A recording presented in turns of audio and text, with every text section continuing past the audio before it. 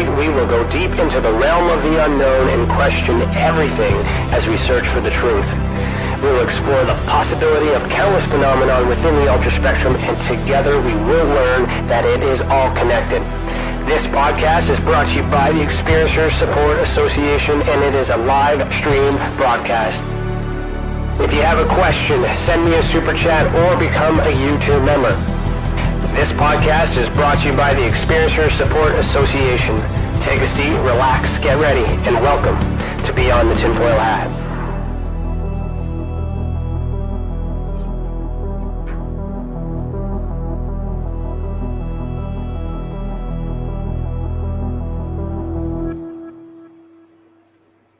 Hello, everybody, and welcome to Beyond the Tinfoil Hat. Today is Thursday, June 2nd, 2022, and I, Ryan Stacey, am your host this evening. I'm a licensed private investigator, citizen journalist, and the Director of Investigations for the Experiencers Support Association. I'm the former National Chief Investigator for MUFON Canada and the former International Field Investigator Trainer for MUFON in general. Welcome to the channel, and thank you for joining us this evening. To super chat, click the $sign next to your name in the comment box. Tonight's theme is, and I'm happy for this theme, is paranormal investigations and spirit communication. Why am I happy for this theme? Because ufology makes me angry and consciousness is confusing sometimes. So it's nice to have a little bit of paranormal. Cece, you're losing it back there. Awesome. So our guest for season 4, episode 18 is Sara Sophia. Sara Sophia is from Orillia, Ontario, Canada. She is a spiritual medium and paranormal investigator. She has been connecting with spirits since she was a child, but never opened it up about her experiences until later in life. She has been connecting with spirits since she was a child, but Sara can sense and feel spirit. Sometimes she can hear spirit. It was very emotional and tough when she opened her gifts more, as she was trying to push it away because of an underlying fear. Within her paranormal investigation, she likes to investigate different types of cemeteries as well as haunted locations. Sara recently did a paranormal investigation at the Orillia Opera House, which we'll talk about today. She used to perform at this location as a child and therefore found this investigation to be personally fascinating. During her investigations, she typically utilizes equipment such as a spirit box, her dowsing rods, and other sensor detectors. The way she connects with spirit comes with a lot of love, respect, and validation. Sara treats spirit the way she would treat a human being. The paranormal has been a huge part of her story for a very long time. Not only does she connect with spirit, but she also connects with her spirit guides and her angels. Sara is a very spiritual person to begin with, and she hopes to help others to find healing and to comfort to the best of her ability. You can find our guest on Facebook and TikTok. There are links in the description below. So Sara, put on your tinfoil hat. How are you? We're about to go down a rabbit hole. How are you doing? I'm great. How are you? Good. How was that? See, you're there. You're here. Yes, I'm here. Nothing to worry about. All right, Cece, you're still losing it. Funny over there. Okay, so we're going to start with the icebreaker question, which is provided by Cece as well. So let me just play her little jingle here. Where is that? 1 second. All right, so our icebreaker question to kick off the night is, what is the most destructive myth you've encountered in the paranormal field? Ooh. That is actually a really good one. See, I'm not too sure yet. I'm up and down with the whole, I don't know if UFO has anything to do with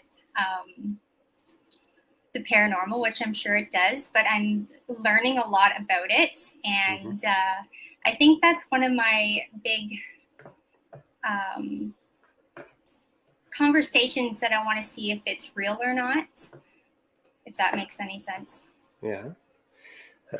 So, have you ever had a UFO encounter at all? No. Okay. So I recently just started doing research on the UFO, and Netflix has some awesome documentaries. So I've been doing some research on that and seeing, because we don't get a whole lot of encounters here in Canada. So it makes me question it a little bit, and I want to start understanding it more and learning more about it. It's definitely fascinating. To piggyback off of that, what is a UFO described by you? What do you consider a UFO to be? What does it look like?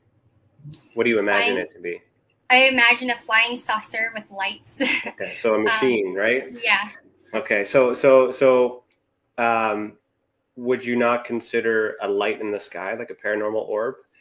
100%. Would that be like an unidentified flying object, if you will? Yeah, absolutely. That's another thing I have actually thought of, like seeing flying stars or different types of lights. It does make me question it because it's something I do want to learn more about, but I haven't understood it enough yet because. Well, welcome to Tessa. You're going to learn a lot about. You're going to learn a lot about that. Yeah, so it's just something I've never understood or studied yet, but I'm very interested in it right now, and I think that's when it comes to paranormal and something I feel I need to learn and see a little bit more about to understand it. Yeah, no, I'm with you on that. So the word paranormal simply means not normal. So by definition, UFO is included in that. So it's all in the mix of that.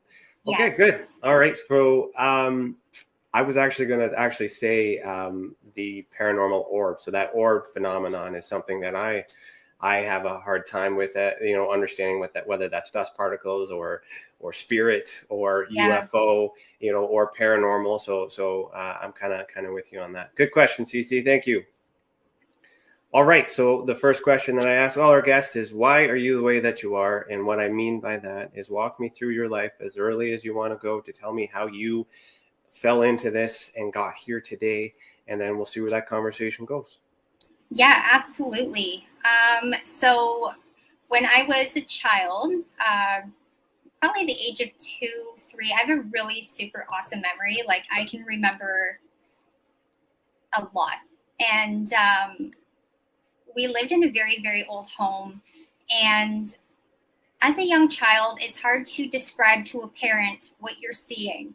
So I was seeing, and I know this sounds super silly, but it was like a black shadow figure that was entering into my home.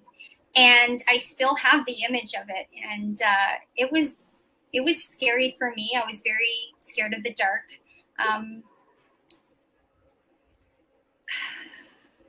It was very different because I haven't seen anything like that since.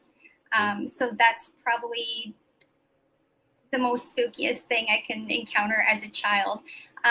My parents took me for a drive probably a couple months after that, and we were driving past a cemetery, and it was actually recent. My mom told me this. She's like, you barely could even speak at the time. She goes, we're driving past the cemetery, and the first thing you do is you look out the window and go, angels, look at the angels. She's like, you were talking about all these angels and you had no idea that there were even angels or that was even a cemetery. So you kind of freaked me and your dad out at the time because you were too young to understand that. So she's like, you kind of like, as a child, developed these different things that you were saying, that you were seeing and hearing and experiencing, but they couldn't understand it because paranormal to them, it was new. Mm-hmm. So as I got older, we ended up moving into another home, and it was about 105 years old. And I was experiencing a lot of different feelings. So I was sensing spirit, but I didn't even know it was spirit at the time. That's nothing I even thought about. And there were times that I was seeing things from the corner of my eye, but it wasn't black shadow like. It actually looked like a person. So I was describing this to my family, the things that I was seeing. And then later on, things were progressing, and my aunt, she's a psychic medium, so she came in and said, I know exactly what she's saying because I saw the same thing. So that was really interesting. And so I went through a lot of that living in this house of different feelings and seeings. And my dad started picking up and seeing these things as well. and feeling them. So I think when I started to realize that there was something up, it was middle school. I realized that I was an empath. I was sensing people's emotions and feelings. And again, didn't think of spirit, had no idea.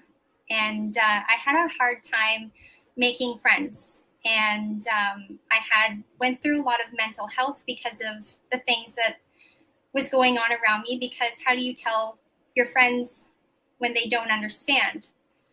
So I was kind of a closed book and very shy, and I wasn't really open to discussing the things I was feeling.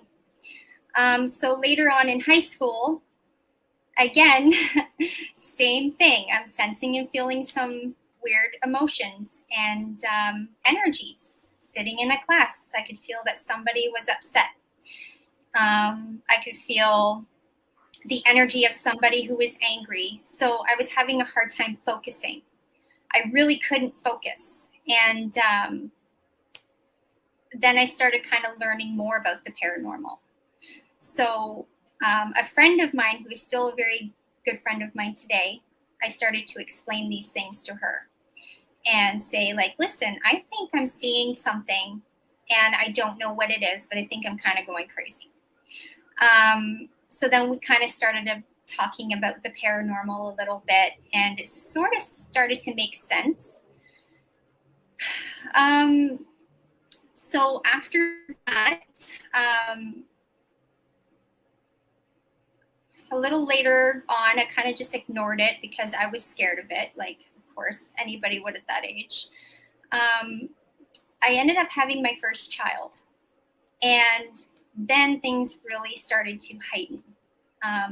My child was feeling and seeing spirits. So, like, you know, when a baby is giggling in a crib and like they're tossing and turning, like if you go down to like play with them or something, I was seeing my child kind of moving around, looking up at something. And I remember looking at my mom going, look at William right now. Like, he's giggling at something, something's happening. And she's like, that's a little weird. So we suspected, I probably should have brought this up before that it was a friend of mine. So I had a friend pass away when I was 17. He was 19 to a drowning. Okay. And we were very, very close. And a lot of paranormal stuff started happening after his passing. So that's when I was like, okay, there's something strange going on. So back to the old house. Sorry, I'm kind of flip-flopping. It's okay. I'm just making notes as we go, because I will follow up with this too. Yeah, no worries. So I was at my mom's. It was a few days after his passing. So he was in the in-between, and my dad was home. And again, my dad bonded with him very, very well. So he was able to kind of relate. So he ended up calling me that night, and I was very emotional. And he said, something weird is going on in the house. I don't know what it is. And my dad was total skeptic, like, of anything being paranormal at this time. Because this is the first time my dad's seen an orb with his own eye. He's like, there is this faded blue light going nuts around the house. He goes, I just turned off all the lights in the house and locked all the doors, and he didn't even know it was an orb. He's like, this light is just going nuts. And I said, Dad, that's super weird you say that, because I just seen it here at Mom's. Like, you need to describe what happened about all of this. He goes, well, I took a walk down the hallway and it's going all the way up the stairs. So I'm following it. And he's like, it was going nuts, like in your room. He goes, I had no idea what it was. So I figured it was your friend. And I called out to him and said, hey, she's at her mom's if that's you. And he said, by the time I got downstairs, I got stuck between a doorway. And he's like, I was like frozen. Like I couldn't move, like something was holding me down. and I couldn't really breathe. I was like, something's up. Like he started to panic. So again, that happened later on at night. When he ended up going to bed, he said it felt like something was on top of me. And again, he wasn't asleep. So we ended up talking about this blue light that we were seeing.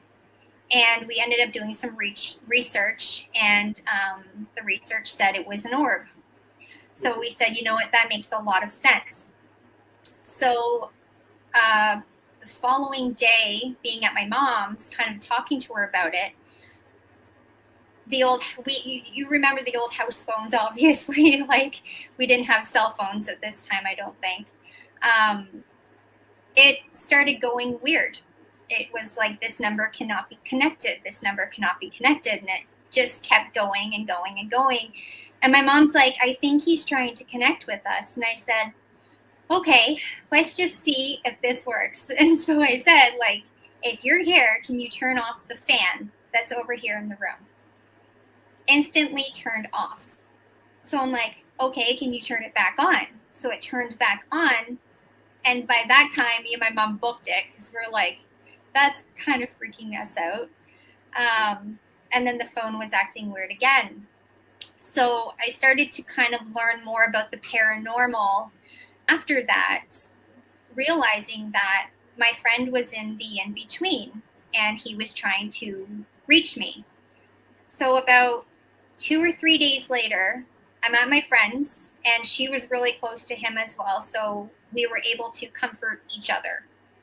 And I fell asleep, and all I remember is waking up out of this sleep, but I'm feeling I guess I would say my soul or my spirit kind of lifting up. And then I'm seeing him. And it's like white light, like the brightest light I have ever seen. And I had no idea what the white light was about at that time as well. And I was able to see him, and he was able to apologize for what had happened and said, this was an accident. It was not my time. So he ended up drowning to protect a friend who was drowning. So he saved his best friend's life. And it was at the Black River, and it was an undertow that took him. Wow. So he said it was accidental. Later on, I was able to talk to my aunt, and she's like, you know, what he's showing me is he hit his head, and that's why he couldn't come up. So it took probably a good 8 hours to find him. And so after seeing him, I just remember jolting, and I felt it's like a smack into the body, and then I flew off the bed, and then I called my mom, and I'm like, I don't know what just happened, but I think I just left my body. So that never happened again. I don't know if that's what happened. That's what I assume that happened. But it was an amazing experience at the time. And I was able to find some comfort in that, which was nice. Do you want me to keep going, or? Of course. If you have, yeah. All right. I just want to make sure we have time with everything I'm talking about. Yeah, we're all good. Don't worry. I'm writing down my thoughts, and then if there's time, I'll ask questions. If not, then. And don't mind me if I look hesitant, everyone, because I don't talk about this stuff all the time, so I'm trying to refresh it in my memory. So I ended up moving into a 3-plex with my partner and our first son. And we were having some encounters, some paranormal encounters, and we weren't the only ones that were going through it. So I was feeling the end of my bed being pressed down, and it was like, why are my feet being pressed down in the bed? Like, I'm frozen shut there, like scared, feeling spirit, I guess you would say. And my son's toys would end up being scattered across the floor. So there was one night in this 3-plex at the time, we were in the basement. So it was small. The bathroom was in the bedroom.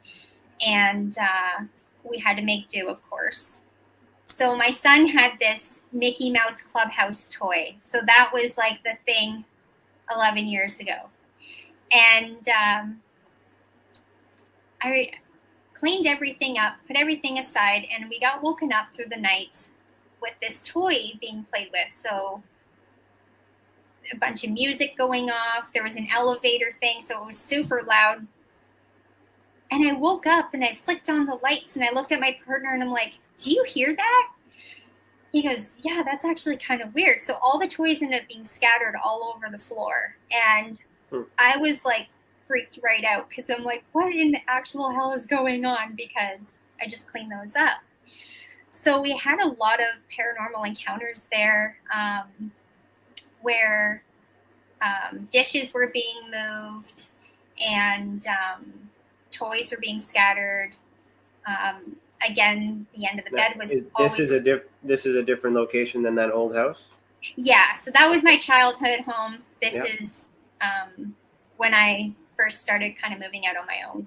Okay. So yeah, I was having some issues with that, so that kind of spooked me out. And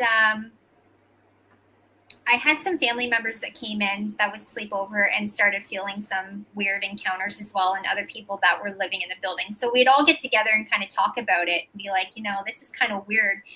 What's going on? And so that was great. So how my spirituality and my paranormal stuff kind of began was there. It started probably the last 3 months before I ended up moving from there. I started hearing voices. So I literally thought I was crazy and wouldn't tell anybody because I'm like, I think I'm going nuts now. And I'm sure some of you have probably had the same experience where you felt you heard your name being called. So I get woken up, or before I fall asleep or doing the dishes, I would hear Sarah, like in a child's voice, in a woman's voice, in a male's voice. And I could literally replay the voice in my head for a good 5 minutes to try to figure out who that was. And sometimes I would hear, one time I heard my mother-in-law's voice, and it was like yelling at me, and she wasn't even there. And I got up and I'm like, what's going on? So that started to happen a lot, where I was hearing the voices and I thought I was totally insane. So that was not fun when you're jumping 10 feet in the air. Yeah, so then when I moved into the place that I am now, I've been here for quite a while, I started feeling other things happen. I was still hearing the voices, but not as much, because I've learned to block it out and say, no, like, you're startling me. I ask that you please stop. That seemed to work. So I started seeing, and when I say seeing spirit, it's not like seeing a human or a black shadow. I started seeing like this weird mist kind of form, like it was in a human shape. And I'd start rubbing my eyes and being like, what is that? Right? It was kind of clouded. So that's when I started purchasing my dowsing rods, because I was like, I want to see what the hell's going on, because why is this chasing me? And I kept saying, I don't want any part of it. Like, you're kind of spooking me out. So then I started to realize, okay, here we go again. Like, this isn't going to stop.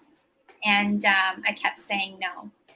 So when I kind of realized that I was a medium was when I had a vision of my grandfather not doing very good. And then I started seeing my grandma not doing good. So I was kind of like, why am I seeing this? Like, I'm seeing it clear as day.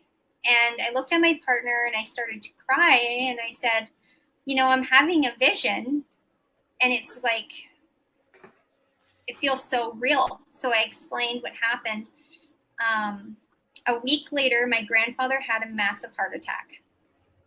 And he was having multiple before that. And I was seeing this. So my partner, being a huge skeptic, not believing in mediums or the paranormal, was a little freaked out that I totally called that a week ago. So I was like, you know what? Like, okay, my grandfather just had a heart attack. I seen it. We were dealing with a lot of family stuff. So we had to go say our goodbyes to my grandfather. And I came home after doing that, and I was really, really ticked off. Like, I was like, okay, I am so ready now. I'm not afraid. I'm not afraid anymore. Like, challenge me. Came in my room, I turned off the lights, and I prayed hard. And I prayed to my great-grandmother, my great-grandfather, my grandfather's parents. And I said, like, listen, there's something also wrong with my grandmother. I don't know what it is yet, but she needs him right now. I said she was there for everybody else. She needs him. And 60 years married, the love was like a king and queen. So I prayed and said, I need a sign. Ask God for one more chance. Do it for me, and I'll open my gift. I will take it on, whatever it takes. So the next day, my grandfather had to go into heart surgery. And they said, he's not going to make it out. There's no way. So that's why we had to say our goodbyes. And he was prepared. We get a phone call. He made it through. It's a miracle. Oh, wow. He should not be alive right now. Yeah. So a week later, kind of waking up from the surgery coma, they bring him a roast beef sandwich. And he goes, oh my God, I haven't had one of these since my mom made it for me. And my dad goes, well, I have a prayer to tell you about. And he looked up and he said, thanks, Mom. I knew it was you. And I said, okay, I'm ready. Turns out a week later, we found out my grandmother had Lewy body dementia. So that is what, what's his name? Robin Williams. That's what Robin Williams had, the same thing. So she was losing her memory. And my grandfather was able to be there for her. He recovered very quickly from this heart surgery. And he was able to help her along because you only get about 6 years to live with Lewy body dementia. You don't have very long. So he was able to be there for his wife, even for her passing. And he's still here today, which is great. And after that, I just started practicing readings and channeling and opening up. And I don't call myself a psychic. I just call myself a spiritual medium, a practicing spiritual medium, because I'm still learning about my gift. I still do readings, and I only connect with spirit when spirit wants to connect with me. I can't just call spirit forward. I'm still learning about my spirituality that way. So then I opened up a Facebook page called Spiritual Growth on Facebook, and it has been doing super amazing. I'm so happy. We're teaching how to love yourself, self-love, mediumship, connecting with spirit, connecting with yourself, healing from trauma. And my aunt is an admin on that page as well. So she's been helping me out a lot with all of that and showing a bit of her abilities. And it's really done super well. I'm really happy with that.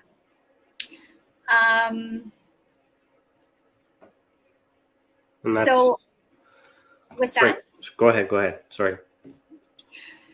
Yeah, so I started learning more about my spirit guides. Not sure if you're familiar with spirit guides, but they are with us from the time we were born to the time we die.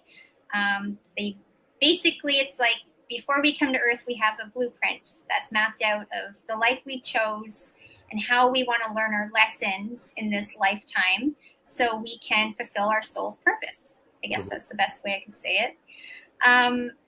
So I started connecting with my guides, and I talked to them, I prayed to them, and asked them for reinsurance and signs. So I'll get the signs like 1111, 444, 222, angel numbers.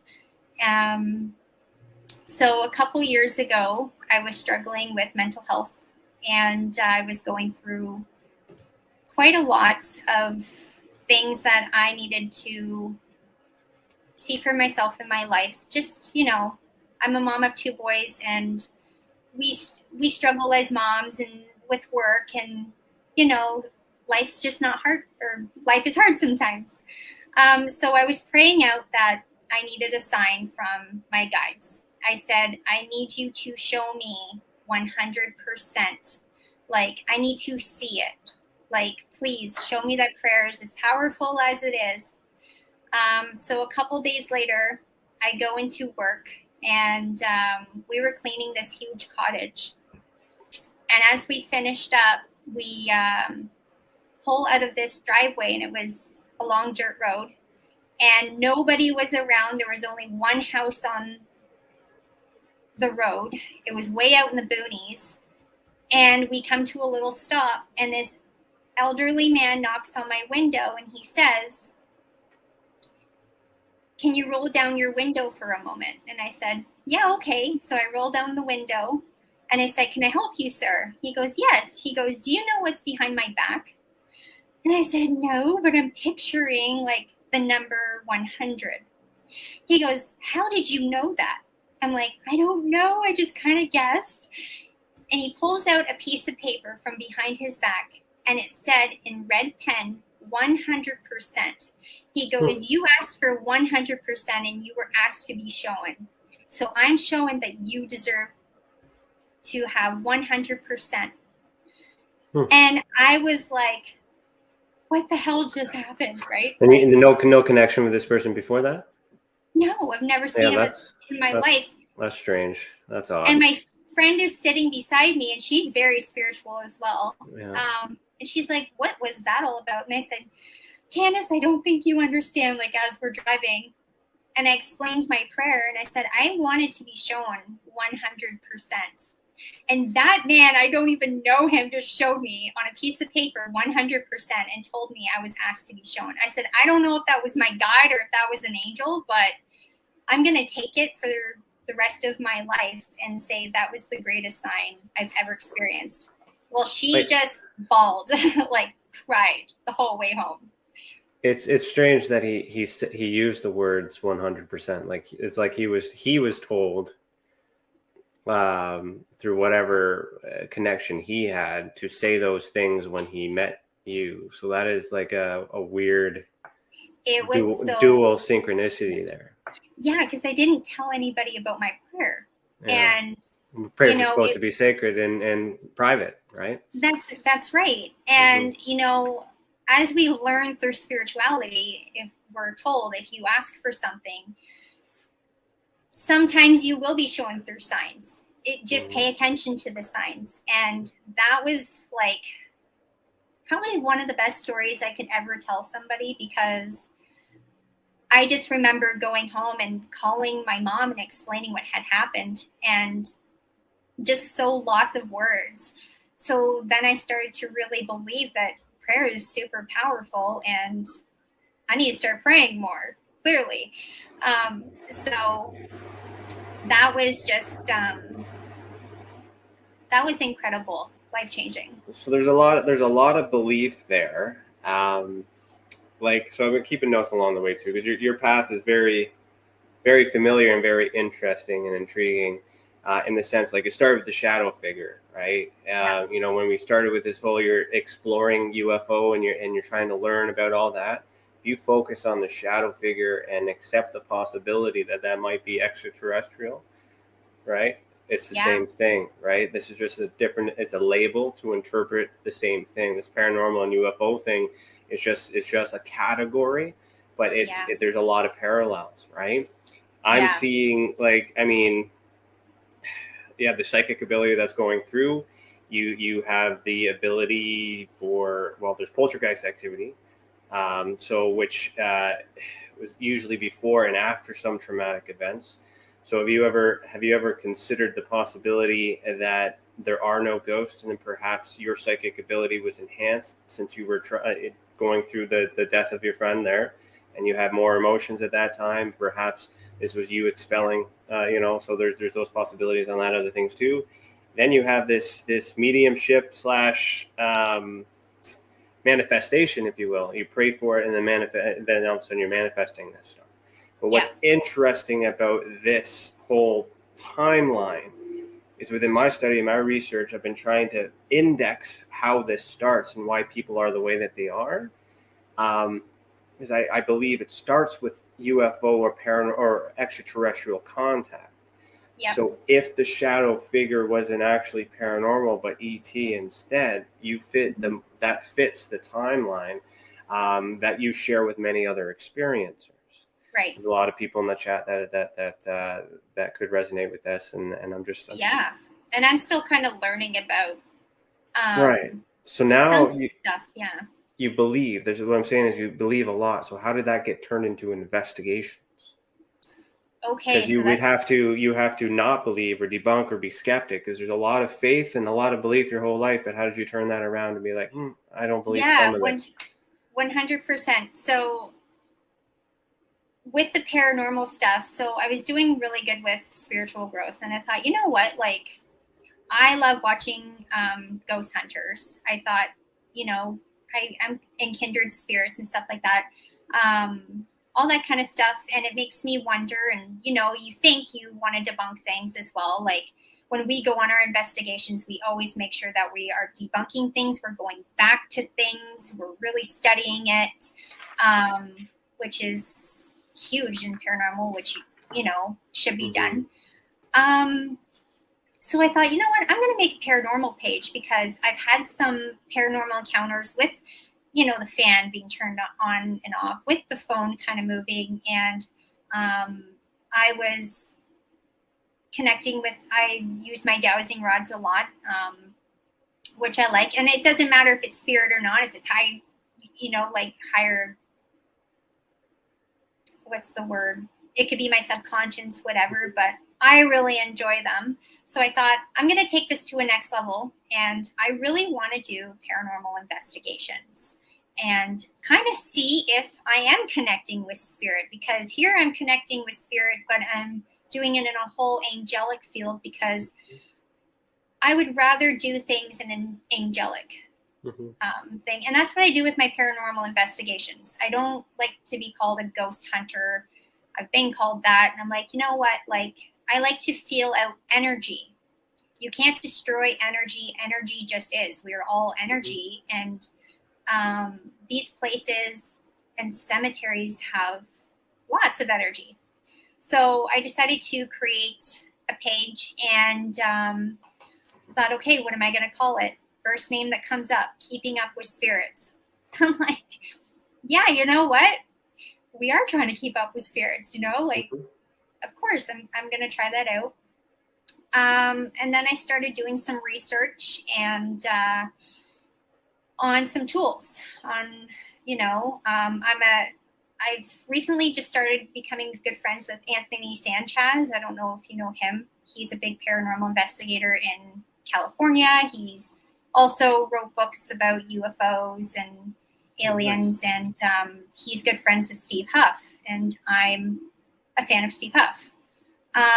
So I thought, I really do want to connect with spirit, but not just through mediumship. I want to show people the proof and the science, because I'm all about science. I want to show them. So I created the page, and it's been doing super great. And I thought it's time to start doing some investigations and see what comes about it. So I guess my first big paranormal investigation was the Orillia Opera House. And that was honestly incredible. We ended up doing a draw on Keeping Up with Spirits with some members, and they were able to enter and win to come on the investigation. So it was great for them because the investigation of the Opera House hit home for them. So I ended up bringing my aunt to take half of the crew, and I took half of the crew. And we actually came with quite some interesting tools. We brought the the S box spirit box, which was great. And we brought these little tools right here. So literally you have to touch them. Like you can jump up and down on a ground and they cannot go off. So we put these on the tables out where all the chairs were. You get those from Ghost Stop? I got all my equipment. Okay. I know where you got that. That's good. Yeah. But these I got from Amazon for like $10. I got 3. They're actually cat toy balls. Okay. And they work incredible. So we ended up laying them out on the table, and we had other censored motion detectors as well. So when you walk by it, they beep. So we were up on the stage and we would say, Spirit, can you light up the ball? Can you walk past the motion detector? And we got a lot of activity, and Spirit was yelling out on the spirit box, playing with the ball. Lights, I like it. So we were like, okay, we're getting somewhere here. So my aunt ended up taking a crew down to the basement just to do mediumship, but she also took my PSB-11. And for the life of me, I'm still trying to figure this one out. So, so this is a spirit box. Spirit can manipulate the audio frequencies. Those are noisy things. Yeah, and now they've just come out with something at Ghost Stop where you can plug into and it takes the fuzziness away, and then you can just hear the voices. So that's my next purchase. So she ended up taking it down to the basement of the Opera House, and there's an old jail cell down there that they used way back in the day. So they went down, and all of a sudden there was a different language coming through the spirit box, and there was a conversation. And she's a huge debunker. Like, she will tell you, like, no, it's probably radio. But she was like, there were definitely a conversation happening down here in the Opera House. And so the members that were with her could hear it, and they were like, yeah, you know what? That's kind of freaky. So my aunt ended up doing some mediumship and connecting, and she came across a woman, a lady in red, and was able to discuss more about her on what she was seeing. And when we were up on the stage, we had a male presence that was lingering with us. And I think he was an old janitor that I was sensing and feeling. And he was connecting with us quite well. So there were times, even on the spirit box, we'd be like, can you make yourself known? And then Spirit would go, boo. And then we would start to laugh because he was trying to be comical with us. But if you guys want to see any more videos, you guys can check it out on TikTok and my Facebook account as well. Like, there's some videos that are up on there. Yeah, and we do have those links in the description below for you guys on YouTube. Check that out there. Yeah, so the Orillia Opera House was awesome. I found it to be great. Up in the project room, they were having some encounters up there, and it was pretty interesting. I think there's some videos. What were you guys? What were you guys testing with this laser grid here? What was that all about? Okay, so this is it right here. This is the laser grid. So it's like that small, and it can literally do the whole. The star array, right? Yeah. So it detects shadows. we debunked the hell out of, because we had cameras everywhere through the Opera House. So we didn't get any shadows that were coming through, unfortunately, through this. But it was really cool to add to the investigation, I thought. So when you said you debunked this, are there no ghosts in the Opera House? Like, is the whole house? I feel there definitely is, because the trigger items were going off. So if we said, so basically you see like the little alleyway there. Mm-hmm. You can see like something on the side between the chairs. So there were trigger items there. So if you and I were to walk by them, they would beep. Okay. So nobody would be there, and we'd be like, can you walk by those? And they would instantly start going off. And the little cat balls as well were going off like crazy. So we thought that was pretty cool. Not that we don't know if there's ghosts in the Opera House, but we definitely felt there were a couple spirits that were present. And we did open the white light doorway if there was a spirit that felt stuck and wanted to go home.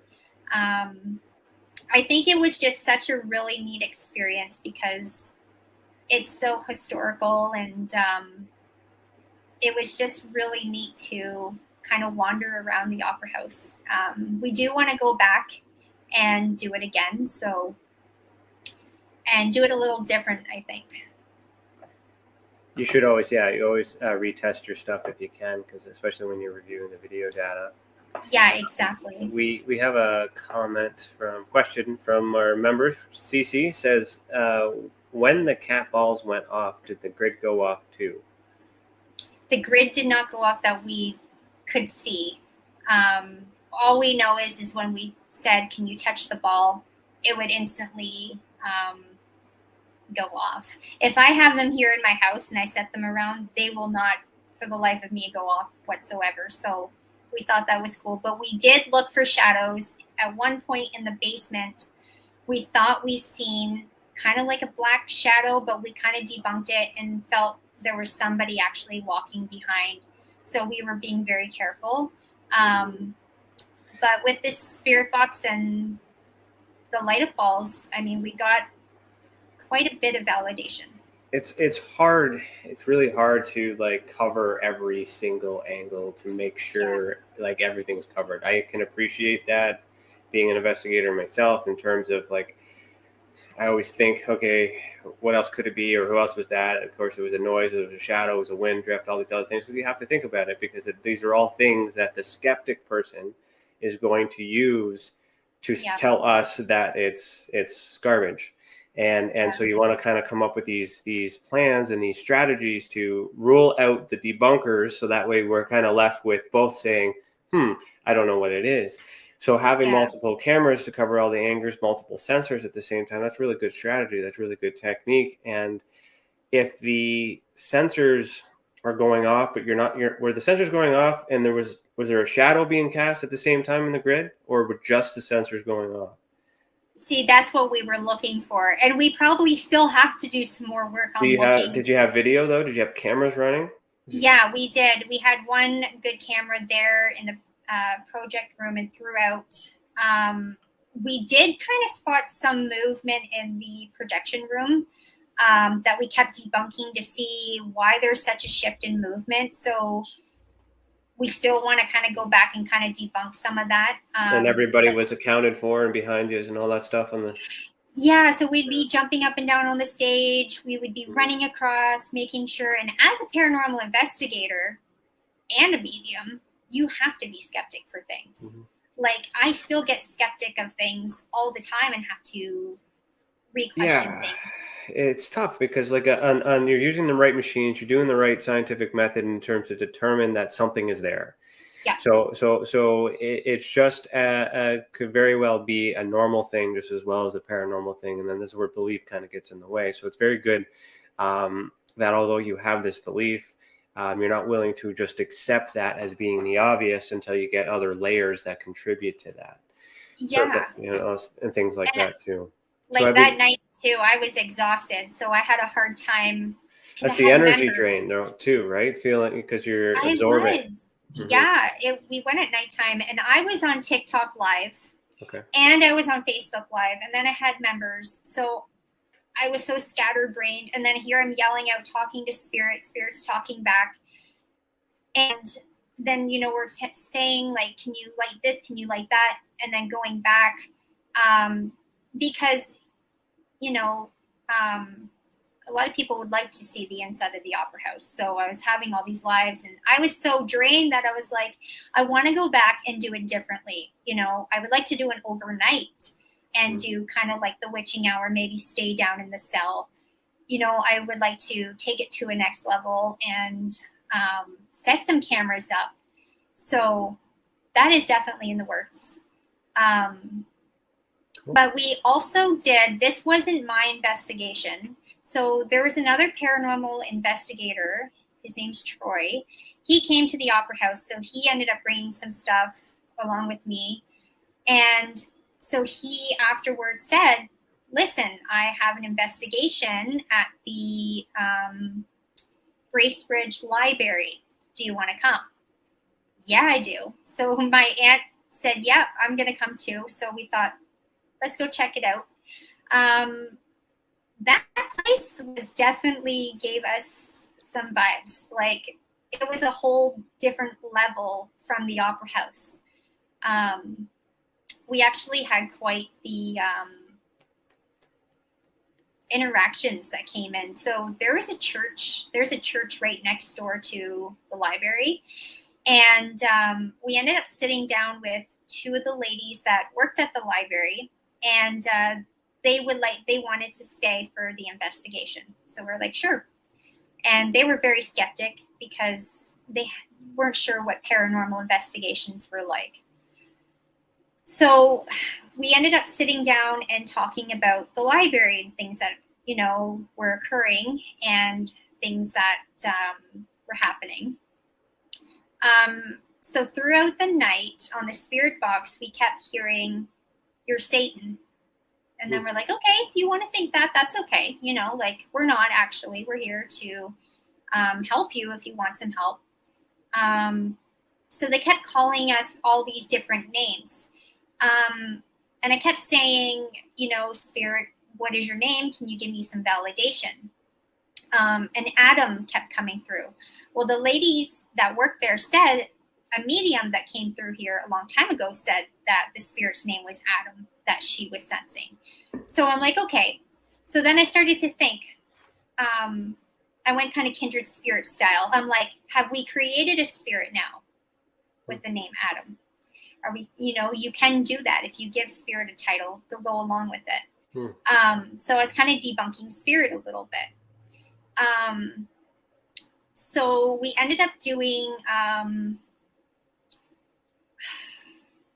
putting the headphones on where you can't hear anything but the spirit box itself.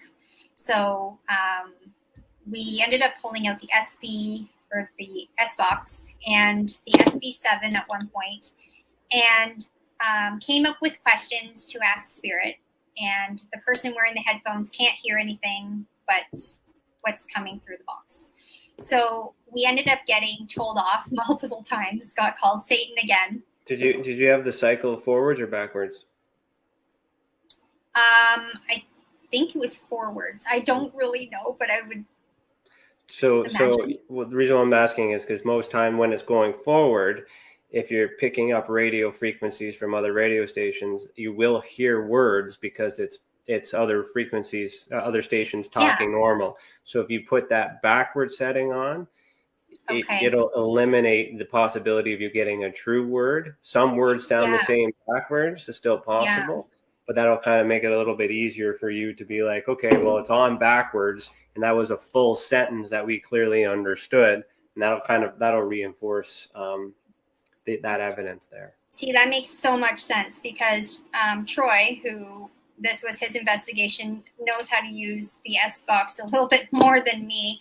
And I have that problem where I'm bringing in a lot of the radio frequencies, and then I'm like, oh my God, I can't get the hang of these, like I have to do I don't research. like they're noisy, they're annoying. I prefer not to use them. I don't like them, but they're very difficult. So I think he must have had it on backwards because it worked perfectly with the words and there was no radio. But we ended up having the laser grid on behind Troy. So there is a video. Okay. There might be video on TikTok or Facebook. If not, I'm going to post it anyway. And my aunt was sitting next to me and she's doing all the talking and he's kind of talking out what he's hearing. So we ended up having the laser grid on and there was a shadow that manipulated it. And our friend Brandon was sitting on the floor next to us and he's pointing like, look. And it's kind of went a little weird. So that was like the first time for the laser grid for me to see it kind of act weird. But then we realized after everything that was coming through that there was a church next door and they thought we were sinning. So we ended up just white lighting and we just left on good terms. We do want to go back again and do a little differently. But that was a really cool investigation and I wasn't drained with this one. It just felt it's interesting. I've investigated the Orillia Opera House myself. I've been to the Gravenhurst one as well. okay. I feel that the Gravenhurst one has more energy than the Orillia one. When I was there a few times, I didn't really get that paranormal vibe. But then again, not as like in comparison to the Gravenhurst one. But what's interesting though is that the Gravenhurst Opera House was the first one to claim that they were haunted. Wow. And then later on, the Orillia Opera House adopted that idea. And then this story started to happen at the Orillia Opera House. So I'm not a medium. I'm not a skeptic. Like I don't feel spirits, so I can't say that the spirits aren't there. But as an investigator, it makes sense to me that the story may have been adopted from there. So they're piggybacking off of that, which is nothing wrong with that in terms of a business and things like that too. But I did feel things in the Gravenhurst one. So that's where I'm also starting to believe it to be true. But when I felt nothing at the Opera House in Orillia, so going back to Orillia would be something I'd be interested in doing as well to see if things have changed. So absolutely. And let me know if you come down and you want to meet up and go. Like I think you never know. Follow us and you see that we're in the area and things like that too. We're not that far away. I'm up in Penetang, so we're not that. You're not very far at all. No. So me and my wife can come out and maybe we yeah. can meet up. So all right, we're gonna pause right now and head over to commercial break. Okay. Sounds great. We'll continue after a message from our sponsors. You are listening to. Sorry, if you're only listening to the audio only version, head over to youtube.com/the Experiencer Support Association so you see the video that goes with this audio. Remember, you are listening to Beyond the Tinfoil Hat, a podcast by the Experiencer Support Association, and we will be right back. It's your business. It's your property. Your assets are worth protecting. Blacklight Investigative and Surveillance Services specializes in patrolling and inspecting residential or commercial property against fire, theft, vandalism, terrorism, and illegal activity. People and buildings are monitored to prevent crime. Keep your property, your people, and your assets safe from threat. Our elite staff are dual licensed private investigators and security guards. Blacklight Investigative and Surveillance Services. Go to blacklightiss.com.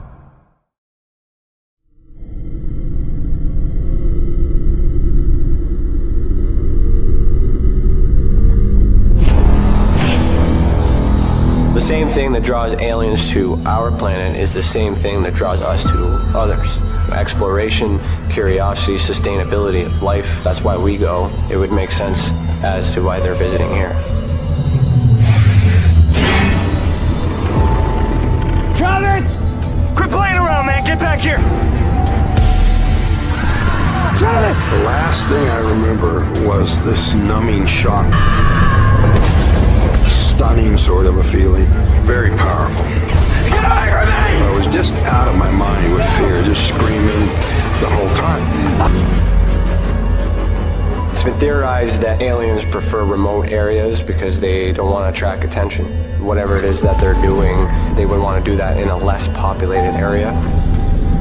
There are multiple accounts of the same thing from people from all over the world. People that do not know each other, do not live in the same cultures, and they're all looking up, they're all seeing things in the sky. So it would be naive of us to think that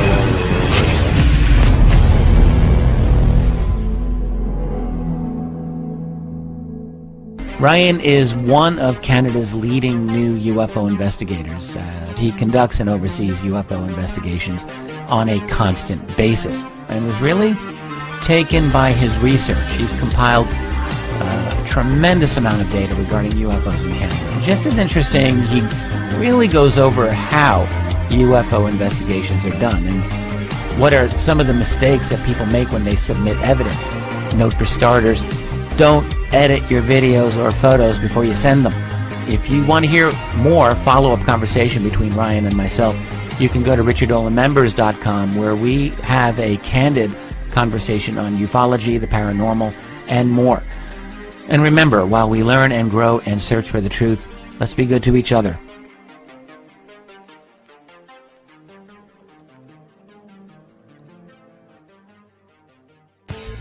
Welcome to the Observation Deck, a state-of-the-art, one-of-a-kind virtual platform that takes video conferencing to the next level by using avatars to navigate a campus, just like you would in real life. First, you install the application and design your very own unique avatar. Then you're free to explore the various areas of the campus at any time from anywhere. There's so many areas and activities to choose from on the platform. There's a 1,000-seat auditorium, a large expo hall, a movie theater, a nightclub, an art gallery, and even a beach. Come attend a conference or take a class or hear a lecture. Meet new friends and interact directly with presenters. It's all right here on the incredible Observation Deck campus. Where in the world will you go?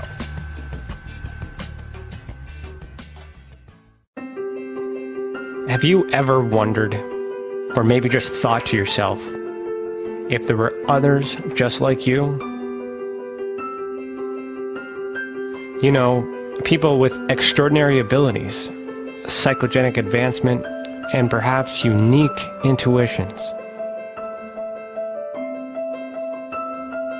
Maybe you just wondered if there were other people who experienced unimaginable, unexplained, or even unusual and paranormal events. Are there people who have more questions, more fears than answers? Well, you're not alone. You've never been alone. We believe you. Sign up for EA today by going to tesacan.org/EA. That's TESACAN.org/EA.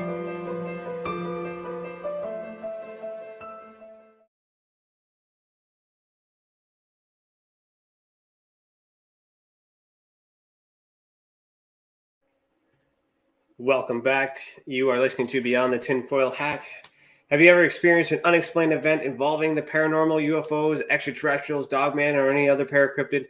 Head over to our website, www.tesacan.org, and submit a report.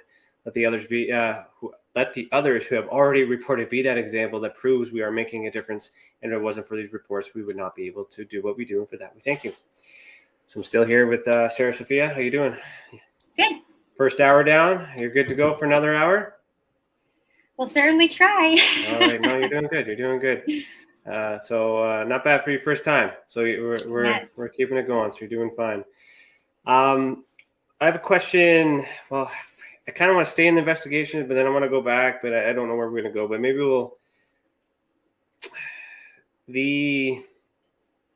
Okay. So when you mentioned your history with paranormal, you mentioned your aunt several times, that she has the ability as well, and your mother has sensed things, correct? My dad. Your dad. Okay, so another parent.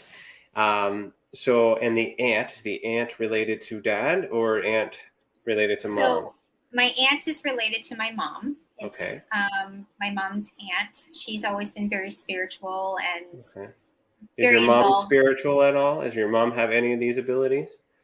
No, but she's learning. She's adapting to it and seeing and understanding it a little bit more.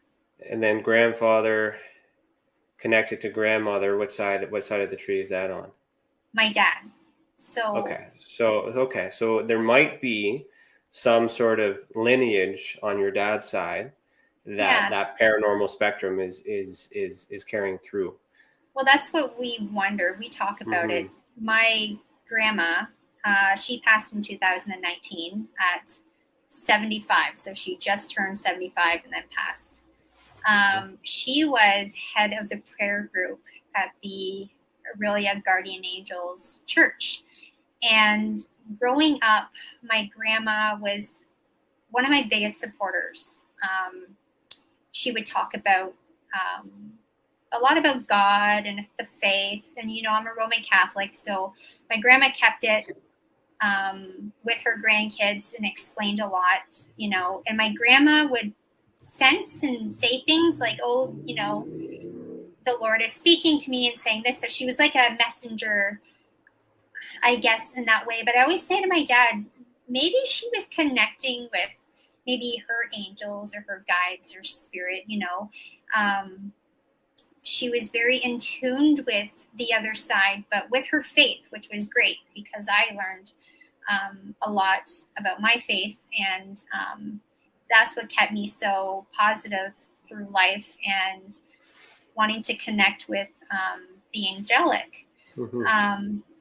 And my grandfather, after my grandma passed, he started saying some things like he's having outside of body experiences where he's talking to the other side or speaking with my grandma. My grandfather never used to talk like that ever. And he died 3 or 4 times with heart attacks. So it's really cool to hear him kind of talk about it because it's right up my alley. Like, I like hearing about that stuff because, you want the proof. You want to know that there is something that is there. So has he? So we would call those near-death experiences, I suppose. Like, has he ever explained to you what he sees when? During those times.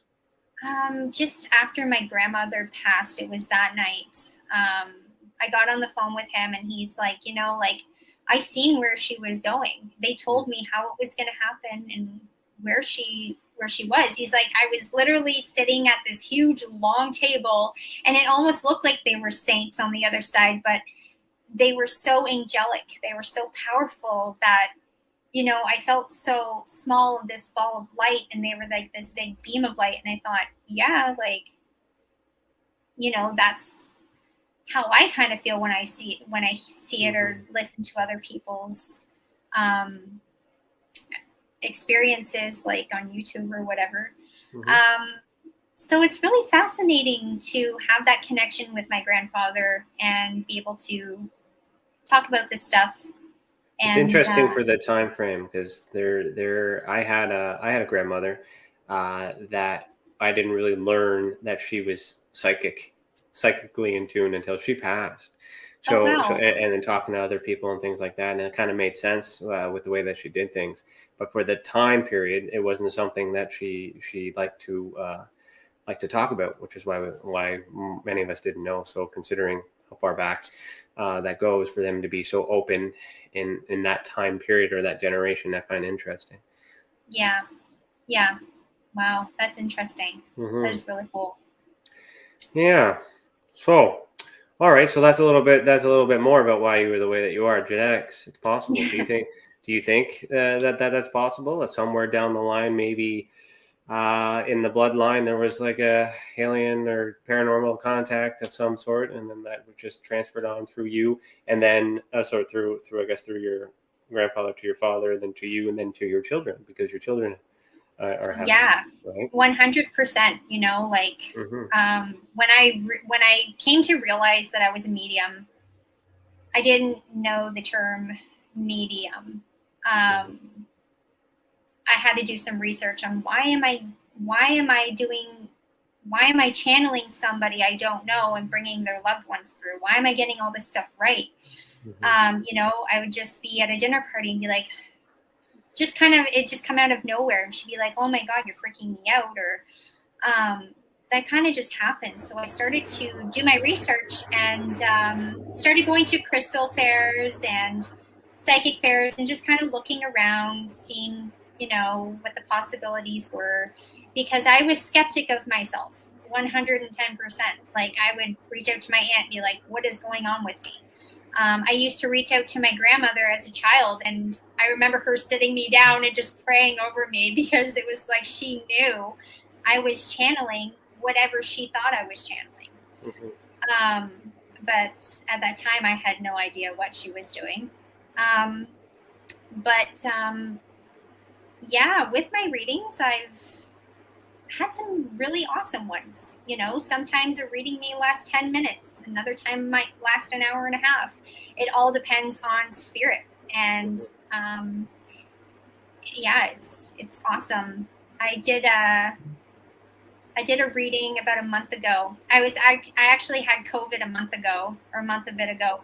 And all of a sudden I'm channeling spirit for one of my sister's friends. And I'm like, I don't even know why I'm channeling. Like, I'm sick as a dog. So I called up my sister and I'm like, what's your friend's name again? You know? And she's like, oh, so-and-so. I'm like, yeah. I'm like, do you think she'd mind if I message her? Cause I have her grandmother here. Like, it's just weird how it works that way. She goes, yeah. So I end up messaging her and I'm like doing a reading and channeling her grandmother. And then all of a sudden I'm like, your grandmother is hysterically laughing about the name Barb. I said, but it doesn't even feel like a human to me. I'm like, what is with Barb? And she literally just cracked out laughing and said, I named my car Barb. Is my car okay? And I'm like, I think your car's okay, but they think it's hilarious that you named your car Barb. So Spirit was being very comical and had other messages to deliver. And yeah, it was nice for her because she never had that a reading before. So it was new to her, and she's like, I'm a total believer. This is great. It's interesting how it works. I try to always visualize and imagine what it's like to be on the other side, and then all of a sudden be like, hey, there's someone I could talk to. You know, like if you're in like on this side, if you walk into an empty building or a building full of people, you don't know where to go, you look for the information desk. So you go to the information desk, you talk to them, and then you get the information, you go where you got to go. But on the other side, maybe, like, what does that look like? What do you think that would look like for them to find you? Like these specks of light, and then all of a sudden they're like, hey, you know. Yeah. Like how do you think that works? Yeah, I feel, and this is what I tell people, if this makes any sense. I can't connect without the white light. I protect myself with the white light bubble and make sure that I'm connecting angelically. I like to use that term because I want to make sure that when I'm connecting with people's loved ones that they're satisfied. And I make sure that, you know, I'm picturing the white light head to toe, and that spirit is in the light as well. So yeah, I do picture light beings when I connect with them. And you know, when you... Sorry, go ahead. You know when you get the shakes, like from being super hungry? Yeah. And it's irritating. That's how I get sometimes if I have to deliver a message. Okay. It's the way I describe it. Yeah, that makes sense. I can relate to that. Okay. So you talk really highly about angelic beings, and you talk really highly about positive and the light, and that's all good mindset. That's like, if you have the choice between good and bad, you know, it's good that you're choosing to think positive. But like, do you always have a choice? Does it ever come to you negative and then you flip it and you want it to be positive, or do you ever get contacted by the opposite? So the demons and the lower vibrational, you know, and if so, like, how do you manage that? Yeah, I think through channeling, just the negative, feeling very negative, I have to make sure that when I'm channeling, I'm in a really good mindset, or I don't channel. I don't think I've channeled mediumship wise with a negative spirit, to be exact, because I'm still in my practice and I'm still learning how to use my gift. But back to the investigations, I've channeled with negative spirits. And my biggest thing I tell people is, when you're doing this kind of work, you cannot have any fear, because spirit will manipulate that fear. And that's when a spirit or a ghost or whatever would like to be a jokester or be negative. So I just put my shield on and I speak to it like I would with a human being, you know, like, do not come into my space. You're not welcome here unless you're going to be positive. Is it like you can kind of feel it when somebody walks in a room and they're in a bad mood? You can tell them, right? So, you know, yeah, and I hate come back that. when you're in a good mood. Yeah, you can feel it. So the spirits could be the same. Is it? Do you think it's possible, or have you ever had a situation where the energy presented itself positive and you believed it to be angelic, but it really wasn't? Like a trickster? Maybe. All right, let's talk about that. What makes you think maybe? What happened then? Well, no, that's just a really good question, because I haven't actually thought of it like that. That's my job, to make you think. Yeah, exactly. Yeah. Yeah, you're going to make me go back to that one. That's for sure. Yeah, no, it's a dangerous thing. Is it kind of what I'm leading up to? So like this totally you is. have the ability to do this. It's coming to you. We're able to do it. I'm trying to understand, you know, what it is, or why it's happening and who it's happening to. But to interpret the positive and the negative, I'm finding that with a positive belief, you know, you can believe that it's, you know, that it's good when it's not really 100%. Good. And it's hard because when you trust it, and as someone who's channeling, someone who has the ability to give that information out and give a reading, how do you trust that the response that you say you're giving me, right? If you're channeling right now, how do you trust that you're giving me information that's truthful? And I'm not going to take that information and go do something that might end up being harmful, because you're channeling someone on, you know, that intends to do harm, but is cloaked as a positive, because we can do that in real life. Yeah, 100%. So do you have some buffers or some filters even when you go through that to challenge the spirits to validate that the information is authentic? Not that I can say offhand, but it takes me back to the Bracebridge Library, because I did use mediumship there. And I was channeling a male that was very negative. And my aunt was channeling him too. How did you know it was negative? Did it tell you it was negative, or did it feel negative? It felt very dark, very negative. It's like, you know, when you're channeling something positive, you feel happy, you feel great, you feel motivated. But when you're entering a space that's not yours, it's an unwelcoming feeling. I felt with this male, I said to everyone, we're not supposed to be here. He is not happy that we're here, like, at all. He does not want us here. And my aunt was picking that up too. And it felt kind of intense. Right. How did you feel before you went into that? Before that event happened, how was your day going that day? Yeah. So beforehand, before we went, I actually felt really sick.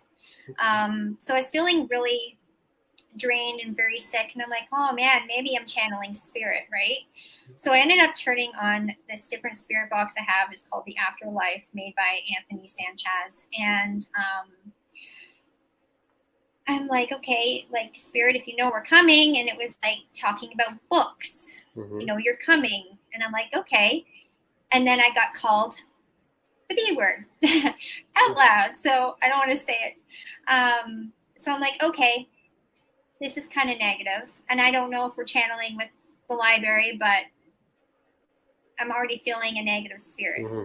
So we get there and I'm still feeling really nauseous. So I was really drawn to one of the ladies that had worked there, that wasn't staying for the investigation. And I pulled her aside and I did a reading on her.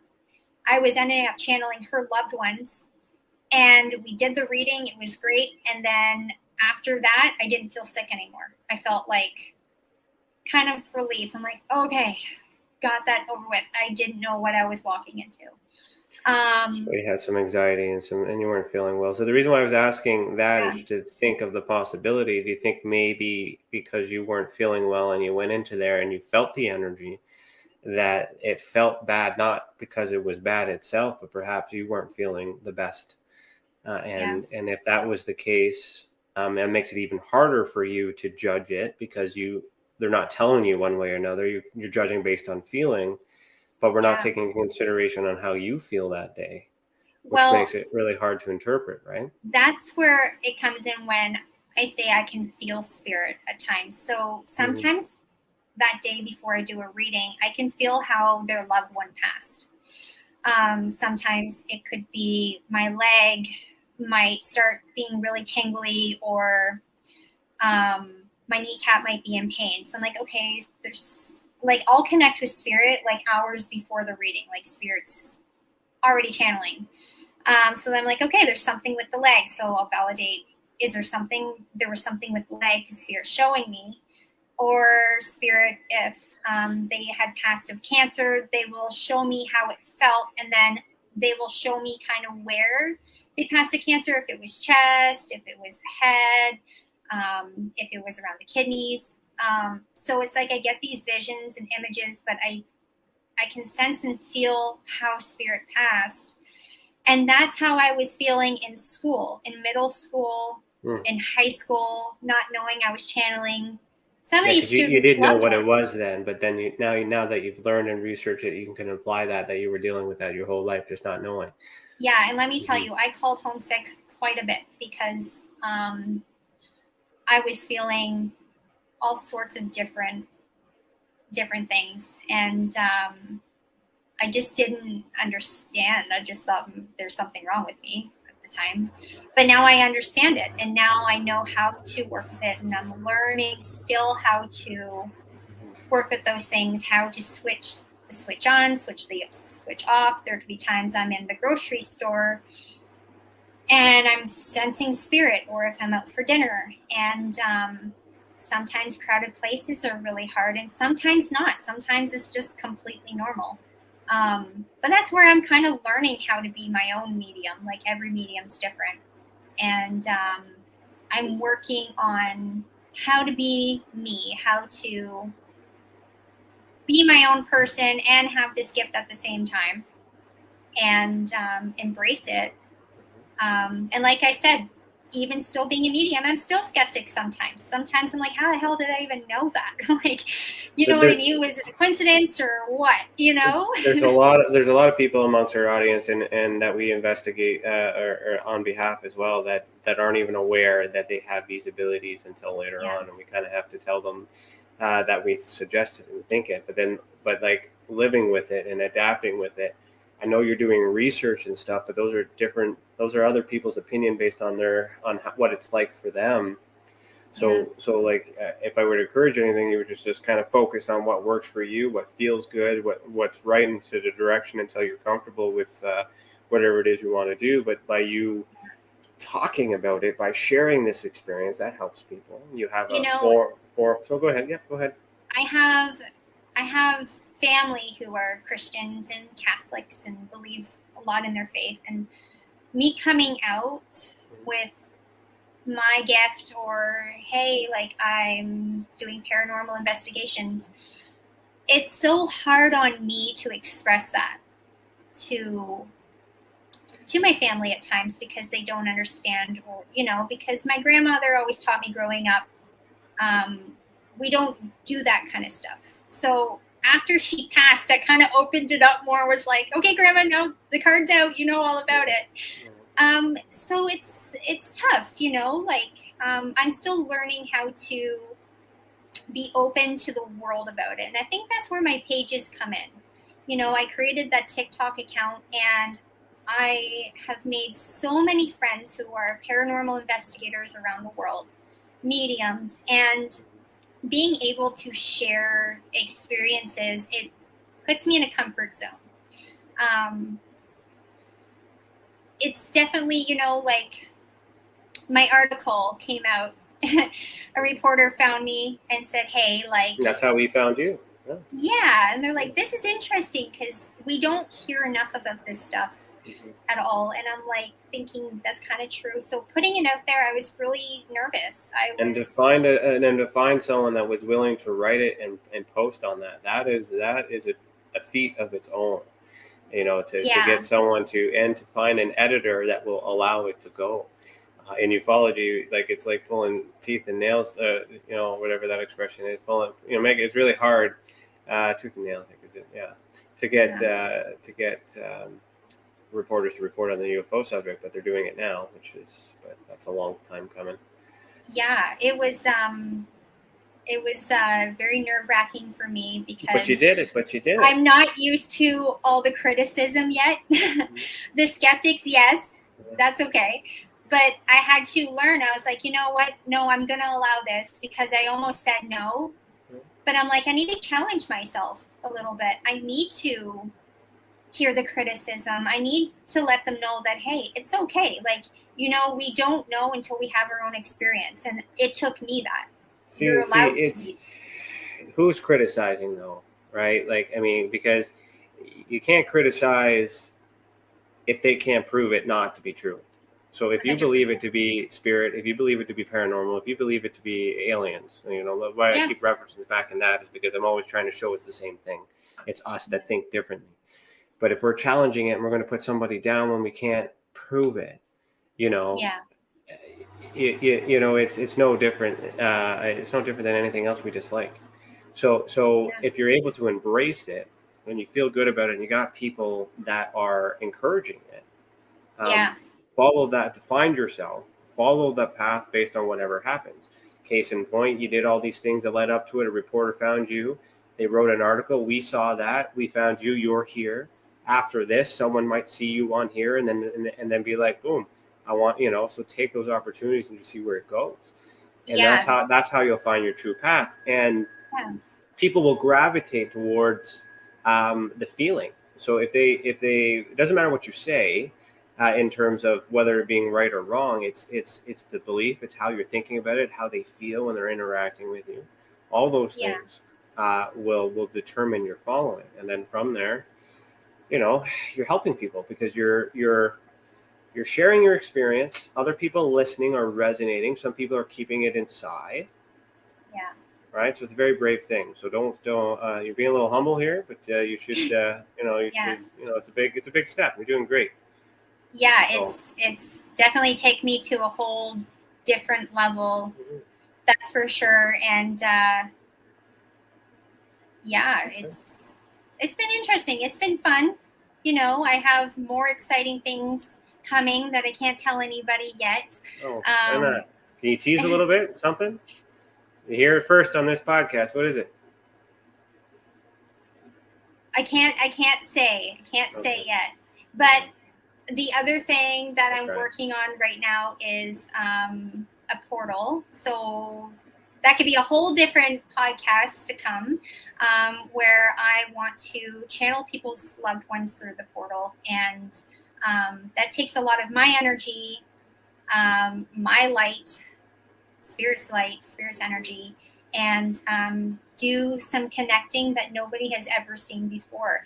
And I have been doing it. I have been connecting through the portal with my spirit guides that come through, other people's loved ones that have come through. And it takes a lot of meditating. Let's just say that. So that's going to be pretty new this year. That's good. That's good. I'm excited. I hope that let us know when that comes through, and then maybe we'll get you back on and we can talk about it and see how that was for you. In terms of energy, right? And I'm just curious to know methods maybe on how you're taking care of yourself. And what I mean by that is our understanding of this energy transfer. When we die, the energy goes, and then wherever this energy is, it comes to you, and you absorb the energy, and then you send these messages out. And you said many times that you feel exhausted, you feel drained, because you're absorbing the energy and you're expelling the energy. How do you recharge? a good nap. That's for sure. I make sure that I stay healthy. That's number one. Stay healthy, meditate. It took for me to even do a lot of that. Mm-hmm. A lot of self-healing from past trauma. Learning to love myself. There was a point in time I didn't love myself. I didn't love who I was. Had a hard time making friends because of who I am. Judgmental people. Yeah.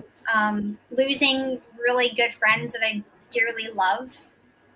So then I started working on myself. So I started getting crystals and saying, hey, if people are saying you can connect with crystals and the energy, I'm going to try it out. So started getting some crystals and making my atmosphere positive. And I teach my kids this stuff too.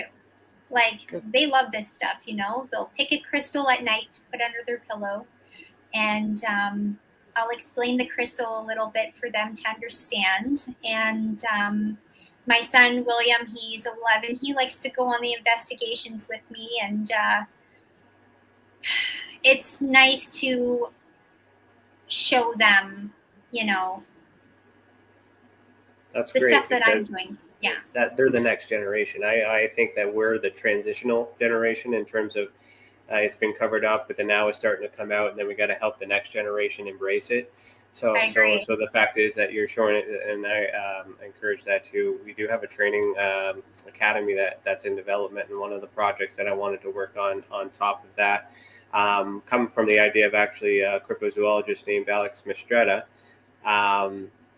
to also teach children, how to investigate and things like that too. So it gets carried into the next generation. So yeah, I think that's great because the next generation is going to be a lot different than now. Like, I found when 2020 hit, the earth shifted. It like reincarnated somehow. Like, lots going on. We're still in a retrograde, I think. Yeah. Lots of stuff going on. I'll be glad when that's done. Me too. Yeah. We need more positive things, and that's another thing why I enjoy having fun with the stuff that I'm doing on my pages and TikTok, because I think the world just needs some enlightenment and some like cool things and some happiness, and it brings me joy. I always tell people, don't listen to the radio, don't watch the news, because if you do, you're going to live in fear. Live today, live for tomorrow, wake up and look at yourself and go, I'm alive, like I'm here, okay. I wish I could be like that. I have to watch the news. I need to know what's going on so I know what's happening 10 moves ahead. But that's okay. That's okay. Someone has to do it. But, yeah. It drives me crazy though. It drives me nuts. But I mean, my wife doesn't. She can live free for all she wants to do, and I don't know how she does it. Yeah. But, nothing seems to bother her, which is good. Strong. The women are strong. I'm finding that a lot of. Like the spiritual connection and this embracing and loving kindness, that femininity, that it's really related to these types of abilities. I do have talked to some people that have psychic abilities on the masculine side, but I mean, they have feminine characteristics. They're kind and they're passionate, and there's also these, but then you get these really aggressors. I haven't really found any aggressive females in ufology or paranormal studies, because I don't think that exists. That just must be a male thing in the ufology community. But it's interesting because I feel like there is two types of beings in existence. There's us, and then there's them. And those are the one. And it's just, but you have to play with them in order to get through this. But when we're connecting to loved ones on the other side, we also got to help them, Yeah. So like it's challenging. It's quite challenging because it's a service that gets zero recognition. So just if you haven't been told before, good job. Thank you for doing that on behalf of everyone else that you've assisted, and I hope you continue to do that because it's beneficial to create that environment where people know they're not alone. Yeah. Right. And even if you don't know who or what's behind it, you put that positive spin. Yeah, 100%. Right? And that's better than fear, because anything with fear, right? And if we go back to your experience where you were not feeling well before you went to the library, there was a bit of a negative vibration. So that negative vibration was hard for you to get up if you already started that way. Maybe you weren't charged. There's a lot of things. You don't sleep well, you have a bad day. Things like that happen. So we be more mindful to things like that. Raise the vibration, everyone's more happier, then we can save the world. But it's not that easy. Exactly. It's not that easy though. That's right. Mm-hmm. Yeah, the way I look at it, I just go with the flow, you know? Mm-hmm. Okay, let me see.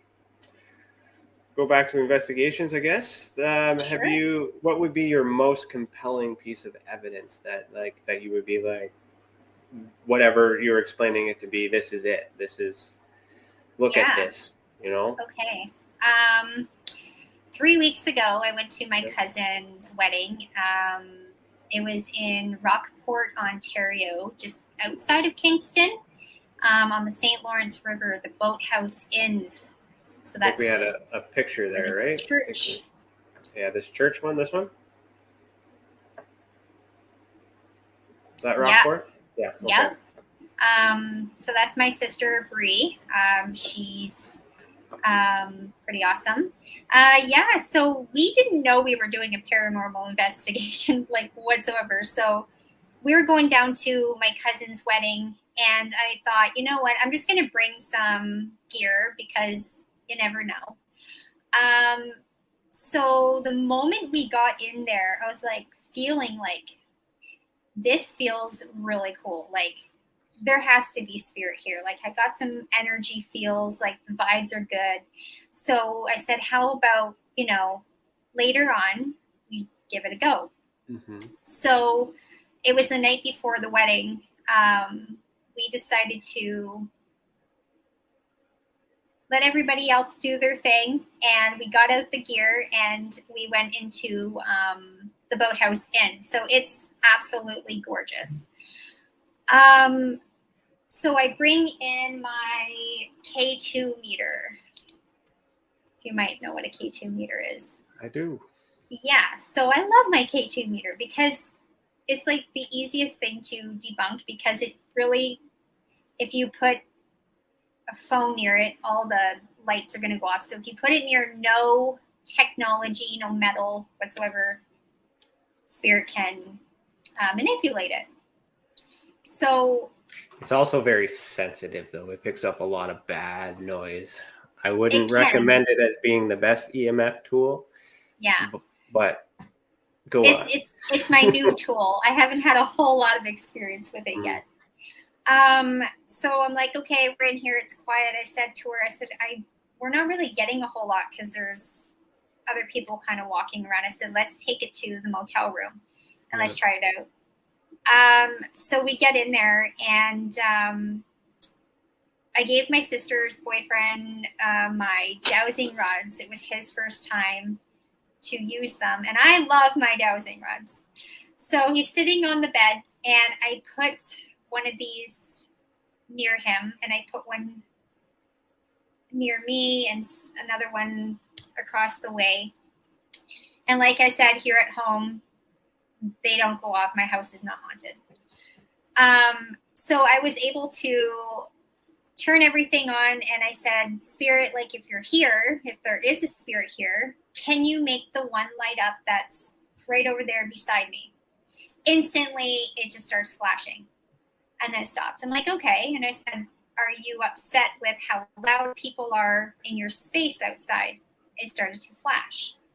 So I'm like, okay, like this is great. I said, if you're a male, can you light up the one over near John? Instantly started lighting up. I said, okay. And then the rods crossed and he's like, holy crap, like these are moving. So then I was asking other questions for a good 15 minutes and Spirit was answering with these lights. So I was like, okay, this is great. My mom was 2 doors down and I went over and seen her and I showed her a video on my phone. I said, Mom, check this out. I said, like, this is kind of creepy, right? And so I'm showing her the video and I'm like, there's something behind me. Like, what the hell? So I turn over and her ceiling fan starts to move. And then it starts to go a little faster. And I'm like, what the hell's going on? She's like, Sarah, get out of here because you're bringing spirit in my room and you're freaking me out right now. So I start laughing and I leave the room. She's like, not even 10 seconds after you left, it stopped. It completely stopped moving. So I said to my sister, I'm like, I think we brought spirit from the building to the motel, followed me to my mom's room, went back, and we did some more investigating. So then the following night, after the wedding, after the dinner, it got dark, and I said, let's get out the spirit box and let's just start communicating with spirit, and we'll bring these lights because they seem to like them. So my sister starts videotaping with her phone, and I'm like, spirit, you know, like there's a ball right there. There's one right there. You're welcome to just tap on them. They'll light up. They won't harm you in any way. And so instantly it went off. I'm like, okay, so it stopped. So I said, spirit, do you know who we are? Can you tell us our names? Well, the spirit box said John and Bree, and they jumped 10 feet in the air. We're like, okay, oh my God, that was not weird or anything. And then I was like, okay, thanks for the validation. And then the ball kind of lit up again as a you're welcome. So we kind of had fun with that, but we didn't do it for a long period of time in both nights because I didn't want to disrespect any spirit that we were channeling if we were. And I felt real at peace with the energy. It was almost like, this is my space. I'm taking care of it. And I just want people to respect it. Mm-hmm. And so those were the questions we were asking for them to light up and manipulate. And it felt great. So the first night we go to bed and I said, oh my God, I can barely breathe. I'm like, I feel like something's on top of me and I'm breathing in hot air. And my sister's like, are you okay? And I'm like, yeah. I said, I don't know. I'm feeling some weird energy right now. And I've never felt this before. Like, this is weird. And so I got up, moved around, laid back down, and then I got freezing cold. Like, I was frozen. And I'm like, I'm freezing cold. Like, I'm frozen. Like, I can't even move. I'm so cold. And I said, there's something by that bathroom door because I feel something staring at me. Just that feeling when you know that there's something looking at you, right? Instantly, the bathroom door closes. So we were like, okay, spirit, we're going to bed, so you have to let us go to sleep. So I respect you. Please respect my space. I'm really happy that you're happy that you were able to connect with us if this was your first time. And I will make sure that the audience outside and around know to respect your space. Mm-hmm. And we just left it at that. And that was probably the most haunted location I have ever investigated. And I want to go back. It was just like, we tried to debunk things and you just could not. Like, it was awesome. It's interesting, especially when you get that immediate validation, right? Like, do this and then that happens. Yeah. Thought comes to mind too, to put the shoe back onto the human element. When you ask for it to turn on, in that moment while you're waiting for it to turn on, how long does that take between, like, in seconds? Sometimes it would take 10 seconds. Sometimes it would take immediately. And then during that 10 seconds, what are you thinking about? I'm just kind of looking at it and saying, you're welcome to touch the ball if you like. Mm-hmm. It's not going to harm you. So I kind of just... And do you want it to turn on? Well, yeah. Right. Is it possible that when you put that intention out there and you're sitting there thinking about it, that when it turned on, it was you? I mean, if that's the case, I am powerful. Have you ever tested yourself trying to turn the object on? No. Try it and let me know if it works. All right? Okay. Because if you can do that, then that I just prove, then it's you. No ghost, right? I would be like, come on over to my house. I'll make things move. That would be pretty cool. It's easier to explain. It's easier to explain if it's us, right? And that's the whole part 100%. of understanding it. We get into media, we get into propaganda, we get into like UFOs, like you calling a UFO a machine and a light. That's exactly what it is. That's what it's supposed to be. It's a machine. It's government. It's garbage. It's not aliens. It's something else. But the extraterrestrial and these light orbs, that's more on the paranormal things and the psychic phenomenon. But that still connects us to human beings being more evolved and connected to what we call the ultra spectrum, this other place. But we don't give ourselves enough credit, like to be the people behind it. It also doesn't help that I've finished watching Stranger Things season 4, so I'm totally. I have to start that. I'm season totally. 3 totally freaked me right totally out. I'm like, waiting for July 1st, so the next episodes come out. Like, it's a good season. It's good. That's awesome. All right, so we have one more segment. I'm not quite sure how long it will go. It'll be interesting because it'd be completely left field with the conversation we're having here. But before I do that, tell everybody again how they can find you, where they can, we do have links in the description, but if there's anything else going on, what's the best way to get a hold of you if they're local in the area or whatever they want to do and follow you from here? Yeah, absolutely. If you guys are interested, on Facebook, I'm under Keeping Up with Spirits. I have 2 different pages. I have a closed group and an open group. I advise that you add yourself to the closed group that's not open yet because I do share more stuff on there. And I'm going to start doing lives at cemeteries as well. And we do raffles.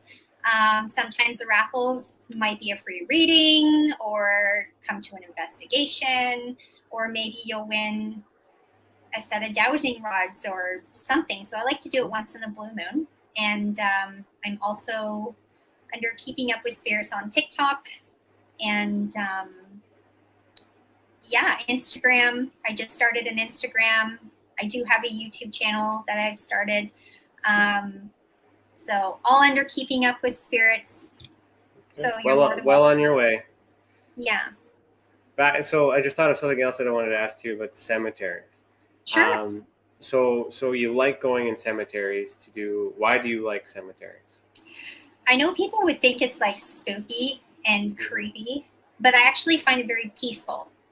I think that's because of visiting my grandmother at the cemetery. I feel at peace. It's not a creepy thing. There's not always just spirits roaming around a cemetery. But I do like to bring my rods there, the spirit box, and I like to sit and get validation and just be friendly. And I like to bring triggered items. I think it's just if you want to be outside and do investigations when you live in a very busy town, it's like the perfect location to do something like that. For me, it's a perfect place for a baseline to test your equipment because there's no power lines underneath. There's no running water underneath. Yeah, and I've had the balls go off there too. I'm not so convinced that cemeteries is a place where spirit would be, because if energy left the body, it would stay where it was when it died, not transfer with the body. But again, I find it very unlikely that cemeteries would actually possess the energy, but then again, can't prove that. That's a theory of my own. So I've always used cemeteries in a belief that if I'm going to test equipment off the grid, if you will, to see how they operate normally, that would be a good place to do that. Yeah, 100%. With your dowsing rods too, how do you know? Do you ever check to see if there's any running water underneath where you are? Because you were using your dowsing rods at Rockport, but that's on the at the boathouse. There's water nearby, so how do you know? It's great for that. I use them for yes and no questions, and sometimes like they will not work for me at all unless I am connecting with spirit or I have somebody hold them who wants to connect with their loved ones. But yeah, they do work for water witching, they would say. I'll show you guys my LED dowsing rods. Okay. These are really, really cool. These ones are huge. So I like to use these on nighttime investigations. They're a lot of fun. I find they move a little bit more, like they swing a little bit more. So it's interesting when they're staying still. Are they battery powered? Yeah, Okay. these ones are. Are there magnets inside of them, inside the batteries, in the housing? Good. I'd be just yeah. worried about them pulling to each other. That's all. Yeah, no, 100%.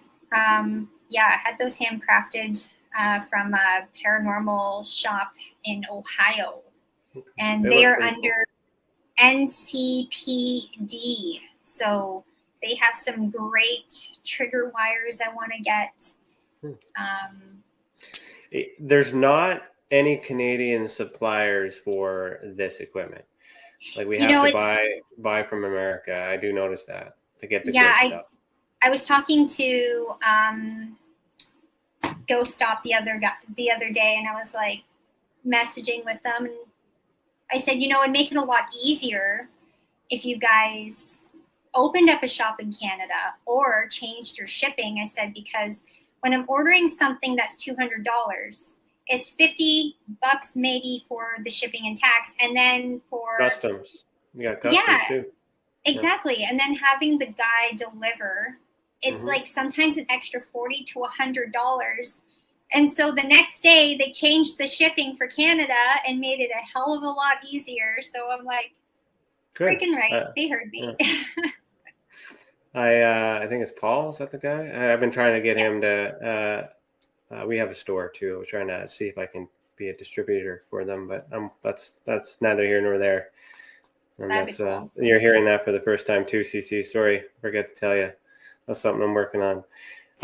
But so we have them listed on our new website as affiliates too. So there's also a UFO stop, which they sell the same equipment for UFO stuff. So it's kind of interesting.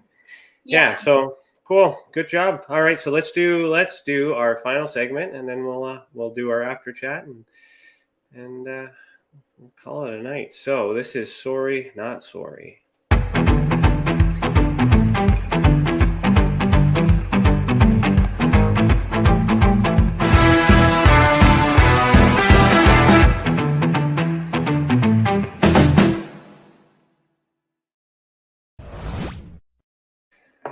All right, so I ask everybody on the show this question, and it's just to prove the point that we're never on the same page. And the one thing that we should know definitively and believe we never have the same answer. So I'm going to ask you one question, and then I'll see how long it takes you to answer it. Do you accept the challenge? Sure. Okay, with all the knowledge and experience that you've consumed in your lifetime, what shape do you believe that the Earth is in? Sorry, you were kind of breaking up there. Can you repeat that? With all the knowledge that you have and experience, what shape is the Earth? Round. Okay. You had to think about that. Why'd you have to think about that? Because I'm going to tell you something right now. Everything on TikTok right now is the Earth is not flat. It's round. So I'm like, and then I'm listening to reasons of why. And I'm like, really and truly, how would we even know? It's so huge. Do we actually know if it's flat or if it's round? Not well, scientists do, but do we believe the scientists that they say ghosts aren't real? Do we believe the scientists that say aliens aren't real? So the whole point of asking this question throughout the whole season is to show that we get a variance of different people who hesitate and think about the one thing that we should be confident about, and we're not. So if we can't even be definitive on what shape the Earth is, then it's possible for aliens and ghosts to exist and all these other things in between. So true. Right? So you can't say it doesn't exist. It has to all exist or none of it exists. And these are people trying to understand, a different part of it, but still trying to answer questions that don't make sense to them. And the only way we can validate that and that part, of course, without believing the science, is to be astronauts and go to space ourselves. But we can't do that in our lifetime. But if we accept the fact that we're not astronauts and we're not able to go to space, why do we not trust the government to tell us that that's the truth? Yeah, 100%. Space Cadet 8, thank you so much for becoming a new YouTube member. Awesome. Thank you. Thank you so much for having me. This was really fun. Yeah, that was great. No, it's good. Thank you. You can come back, talk to CC and admin, and Well, I don't know. There's lots of things. So I think Cece will do a follow-up with you afterwards and let you know what other things Tessa has to offer. And if any of those things fit your jam, then, we could be seeing each other again soon. That would be great. Thank you so much. Yeah, no worries. Okay, anything else for our members? You want to tell them again where to find you? Keeping with the Spirits? Keeping Up with Spirits, TikTok or Facebook, and you're welcome to reach out to me on Messenger or keepingupwithspirits@gmail.com. Perfect. Everybody stick around for the after chat where we're going to talk to the people in the comments and talk about what's new for Tessa and all these other things too. Thank you so much for joining us. Hopefully we see you in the YouTube chat as well. And we'll see you next week. Sounds great. That's it, everybody. That is a wrap. That is the end of it all. Thank you for joining me tonight. I look forward to seeing you back next week, where we'll continue to have this conversation deep down into the rabbit hole in which we call the Ultra Spectrum. Thanks for joining us. I said that already. Oh well, fuck it. Either world.